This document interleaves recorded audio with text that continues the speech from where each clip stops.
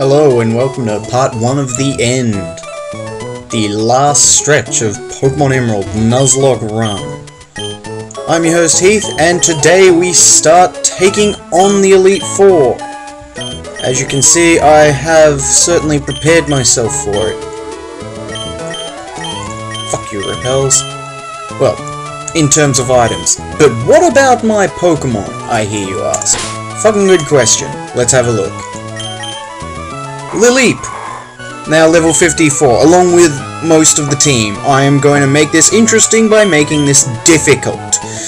You can thank me when I get through it with every single one of the Pokemon here alive. I know. Now, Slave was a name given to me by someone who wanted to be a bit of a dick, after I said I didn't want to name anything Slave, naming the other Pokemon Knave. They got to choose a name, called it Slave. Thanks a bunch for that. Nonetheless, I'm expecting great things from him. Tyson. Still my main man. Not much, well, actually a fair bit of his moveset's changed in terms of Earthquake and Hyper Beam. Why have I given him Hyper Beam? Because this is Generation 3, meaning it's still a physical attack, not a special attack. Hyper Beam is going to hurt. I want to use that when I need to knock something out. I renamed Knave. Why? Because this little girl is feisty. She does one hell of a good job in keeping everyone else alive. I am traumatized that for some reason I do not have my toxic TM anymore to give to her. She would tear shit up with it. As it stands, her only method of dealing damage is Surf, but at the same time, it's really hard to hurt her. I've named her Aegis, which, as a few of you clever people might know, is the name of a shield in a certain mythology. Person to tell me whose shield and which mythology gets something special later on. Honor. I love you too. She and Tyson are my favorites. I'll be blunt about it. Shadow Ball, Feint Attack, Brick Break, and Confuse Ray are a great combination moveset for her, and I am expecting her to save lives. Lobstar! Guess what Lobstar's job is? Alright, look at his level. Now guess. That's right, Lobster gets switched in when I can't switch someone else in. He's there to die. I'm sorry. I could dress it up for you, but quite frankly, I don't really care about Lobstar. Shh, shh.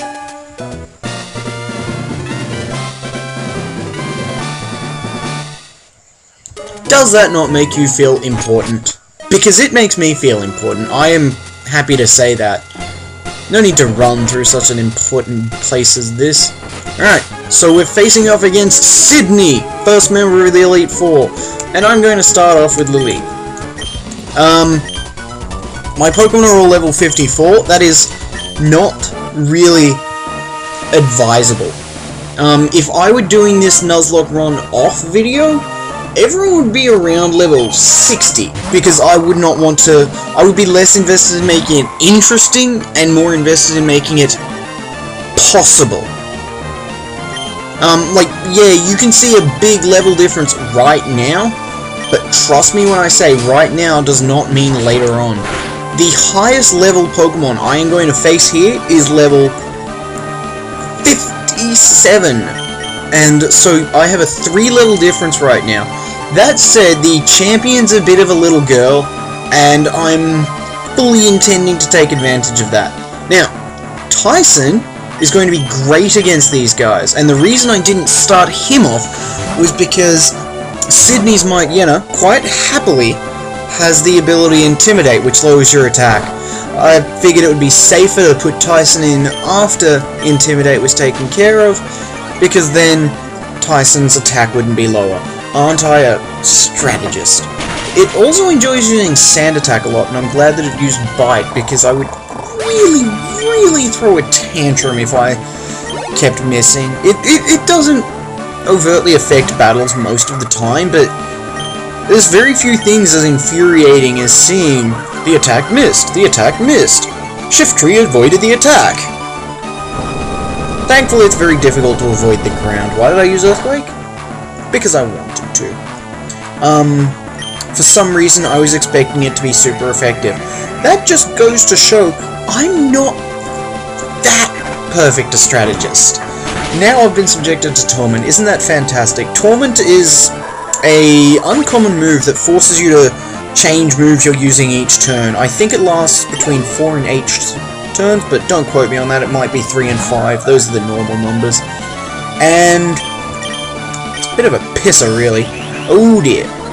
Sydney's Pokemon also have a lot of fun using Sword Dance. It's kind of devious of the developers, really. His Pokemon obviously have to be a lower level than that of the rest of the Elite Four, and so in most situations they would be considered less threatening. But with a single Sword Dance, they're quite capable of bitching you upside the face.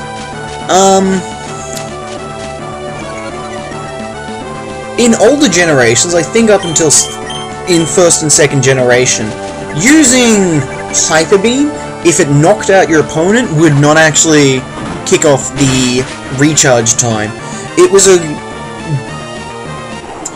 cool, but at the same time, most of the main place you would see Hyper Beam would be Lance's Dragonites. Well, Dragonite. He only had... Quick, kids! What did Lance have in the original Red, Blue, Yellow? I am pretty sure he had 3 Dragonairs, a Dragonite, and a Gyarados. I might be wrong on that. I would be interested to find out. If I am right, well then, it's a little bit weird, isn't it? I'm not going to say levels, although I do have some numbers in my head. Tyson's getting a little bit beat up here, but I'm going to leave him in to take care of this Crawdaunt, because this is another one of those Pokemon that will happily use Sword Dance, then slap you around with dark moves. You may have been panicking, but don't worry, I actually am paying close attention to the numbers. I actually worked out, I quickly counted that it did around 80-ish damage. Someone's going to be like, you're wrong, but that's what my numbers were. Yeah, there's Tyson taking down the first member of the Elite Four pretty much solo. Now, a lot of you may be wondering why I haven't uploaded recently. It's a combination of I can't be bothered and I have other things to do. Those other things, no offense to you guys, but I go to hospital a lot. My most recent case was for 2 teeth extractions and 1 root canal. Brush your teeth and brush your teeth well. I did it regularly, but I never really went all the way back, so the back upper part of my jaw got infected. Brushing my teeth meant that it didn't go all the way around my mouth, which is something you can certainly be thankful for, but it also means I still had fucked up teeth. We pulled out my very back too, on either side of the upper jaw, because my wisdoms have not yet done anything, and we're sort of hoping that my wisdom teeth will fall into place there. On the left side upper jaw, just in front of the one that was removed, we have started a root canal treatment, because if I remove that, my lower tooth will do something known as erupting, where because there's nothing pressing up against it, it will go upwards and sort of, yeah, grow. And generally it's not considered a truly bad thing for your jaw, but at the same time it's not something you want. Alright, this battle may take a while because this woman's a bitch, so I'm going to go ahead and speed... Oh, she's used Curse. Curse is a delightful move. If you were most Pokemon, such as Snorlax for example, if they were to use Curse, would find that their attack has risen, their defense has risen, and their speed has lowered.